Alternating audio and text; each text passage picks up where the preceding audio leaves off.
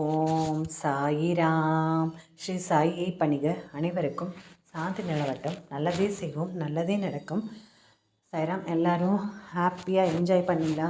நல்லபடியாக பொங்கல் வச்சு எல்லோரும் சாப்பிட்டீங்களா? குடும்பத்தோடு சந்தோஷமாக இருந்தீங்களா? இதுதான் முக்கியம். நம்ம தமிழரோட திருநாளே இந்த பொங்கல் திருவிழா தான். இதை நம்ம குடும்பத்தோட கண்டிப்பாக நம்ம செலிப்ரேட் பண்ணணும். மாமாவுக்கு பிடிச்சது இந்த பொங்கல் திருவிழா தான். அவர் தீபாவளியில் அவருக்கு பிடிக்காது, பொங்கல் தான் ரொம்ப ரொம்ப பிடிக்கும். அப்புறம் பார்த்திங்கன்னா அழகழகாக வாசலில் கோலம் இதெல்லாம் ரசிக்கலாம்ல. சரி, நம்ம மேட்ருக்கு வருவோமா? இன்றைக்கி மட்டும் இல்லை, இந்த வருஷம் தொடங்கிடுச்சுல. உங்களுக்கு திகட்ட என்னென்ன வேணும்? காசு வேணுமா? அதுக்கப்புறம் நகை வேணுமா? என்னென்ன வேணும்? அறிவு வேணுமா? அப்புறம் எல்லாமே திகட்ட கிடைக்கும். இப்போ பொங்கல் பார்த்திங்கன்னா, பொங்கல் வச்சு சாப்பிட்றோம், நம்மளுக்கு ரொம்ப பிடிக்குது, நம்ம சாப்பிட்றோம். ஆனால் ஓரளவுக்கு மீறி சாப்பிட முடியுதா? இல்லை. அது ஒரு ஸ்வீட்டானது தான், உலகமே கொண்டாடக்கூடியது தான் இந்த தமிழர் திருநாள்ன்றது. அந்த திருநாளில் நம்ம செய்யக்கூடிய பொங்கலை நம்மளால் அளவுக்கு மீறி சாப்பிட முடியறது இல்லை. அதே மாதிரி தான் எந்த விஷயங்களும் நம்மளுக்கு திகட்ட சாயப்பா கொடுப்பாரு. எதுக்கு கொடுப்பாருன்னா, அது மேலே பற்றின்மை காரணமாக வரணும் அப்படின்றதுக்காக. ஏன்னா எதுவுமே நிரந்தரம் இல்லை அப்படின்றது புரிய வைக்கிறதுக்காக. நம்ம சாதாரணமாக சொன்னால் நம்ம மனசு ஏற்றுக்காது. இதெல்லாம் என்ன அப்படி இப்படிம்போம். ஆனால் நம்மளோட உண்மையிலேயே அதுதான். நம்மளுக்கு காசை நிறைய கொடுப்பாரு. அதுக்கப்புறம் அந்த காசு வந்தாலும் வராட்டியும் நம்ம ஒரே மனநிலையில் இருக்கணுன்ற பாடத்தையும் கொடுப்பாரு. நம்மளுக்கு இது மாதிரி தான் நிறைய கொடுப்பாரு. சரியா? சாப்பிட்றதுக்கு விதவிதமாக கொடுப்பாரு. அதையோ அளவோடு சாப்பிடணுன்றதுக்காக தான் சில நோய்கள்லாம் வருது. ஒரு அளவுக்கு மீறினா அமிர்தமும் மிஞ்சுன்ற மாதிரி அளவுக்கு அதிகமாக சாப்பிட்டுட்டு உடம்புக்கு ஒப்பாததெல்லாம் சாப்பிட்டுட்டு அவங்க இருக்காங்க இல்லையா? அதனால். சரிங்களா? அதுக்கப்புறமா இந்த மாதிரி நிறைய விஷயங்கள் இருக்குது. அதனால் நம்ம என்ன செய்யணுன்னா, சாயப்பா எப்படிலாம் நம்மளை கூட்டிகிட்டு போகிறாரோ அந்த வழியில் நாம் போவோம். அப்போ தான் நம்ம ஒரு உண்மையான வழித்தடத்தில் போக முடியும். அதனால் நம்ம நல்லபடியாக எல்லாரும் ஒரே மாதிரியான வழித்தடத்தில் போகலாம். சாயப்பா நம்மளுக்கு ஒரு நல்ல வழியை தான் காட்டுறாரு.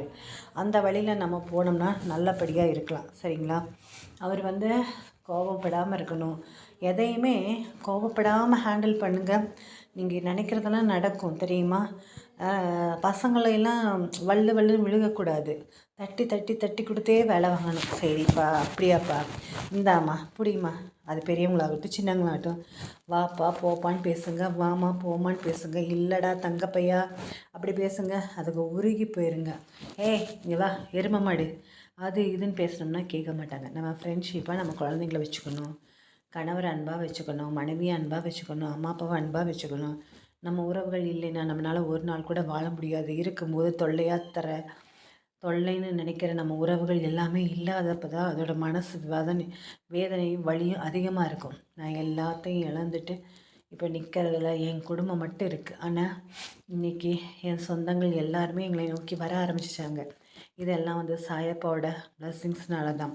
அதனால் நம்ம எல்லாரும் அவரை முழுசாக ஏற்றுக்கணும். அவர் என்ன சொல்கிறாரோ அதை கேட்கணும்.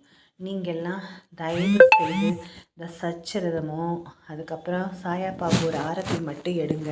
நீங்கள் என்ன நினைக்கிறீங்களோ அது நடக்கும்னு நான் சொல்ல மாட்டேன். ஆனால் உங்கள் லைஃப் ரொம்ப ரொம்ப சூப்பராக இருக்கும். நீங்கள் எதிர்பாராதெல்லாம் நடக்கும். ஆஹா பரவாயில்லையே, நம்ம நினச்சதை விட நம்மளுக்கு பெட்டராக தான் கிடச்சிருக்கு அப்படின்னு நினைப்பீங்க. தயவுசெய்து எல்லாரும் சச்சரிதம் படிங்க. டெய்லி ஒரு அத்தியாயம் படிங்க. கண்டிப்பாக நான் இந்த அளவுக்கு இருக்கேன்னா மனசளவில் நிம்மதியாக இருக்கேன். 1000 கஷ்டம் இருந்துட்டு தான் இருக்குது. இருந்தாலும் எல்லாத்தையும் எதிர்கொண்டுட்டு நிம்மதியாக இருக்கிறேன்னா அதுக்கு சச்சரிதம் தான் மிக மிக முக்கியமானது. 2வது ஆரத்தி பாட்டு பார்த்திங்கன்னா, சாயப்பாவோட இதெல்லாம் அப்படி மெய் மறந்து போயிடும். அந்த ஆரத்தி பாட்டில் மட்டும் நீங்கள் பாடி பாருங்களேன். யூடியூப்பில் போய் அதில் போட்டு நீங்கள் பாடி பாருங்கள். அவ்வளோ அற்புதமான பாட்டு. நம்ம மனசுக்கு இதமான ஒரு பாட்டு, நம்ம மனசுக்கு தைரியத்தை கொடுக்கக்கூடிய ஒரு பாட்டு. நம்ம மனசுக்கு தெம்பு கிடைக்கும். நம்ம அந்த தெம்புனால் நம்ம அப்பா இருக்காரு, நீ எதை வேணால் செய்ய துணிவோம். நேர்மையான வழியில் போனால் அவர் நம்ம கையை பிடிச்சி கூட்டிகிட்டு போகிறதுக்கு ரெடியாக காத்துட்ருக்காரு.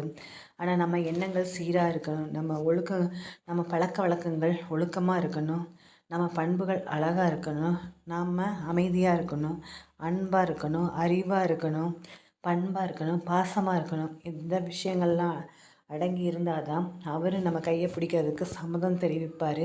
நாமளும் அவரை கையை பிடிச்சிக்கிறதுக்கு ரெடி ஆகிட்டோன்னு அர்த்தம். சரிங்களா? முதல்ல நம்ம இந்த தகுதியெல்லாம் வளர்த்துக்குவோம்.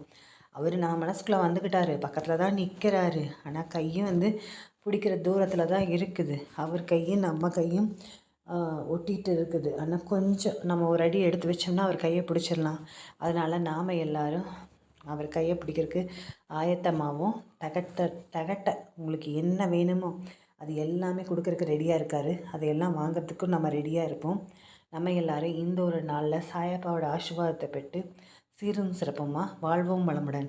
நீங்கள் இந்த ஒரு தைப்பொங்கல் திருநாளில் உங்கள் குடும்பத்தோட சந்தோஷமாக, நிம்மதியாக, ஆரோக்கியமாக, ஒற்றுமையாக வாழணும்னு நான் சாயப்பாட்டை வேண்டிக்கிறேன். மேலும் உடல் நலம், நீல ஆயுள், நிறை செல்வம், மெய்ஞானம், ஓங்கு புகழ் பெற்று வாழ வேண்டும் என்று வேண்டிக் கொள்கிறேன்.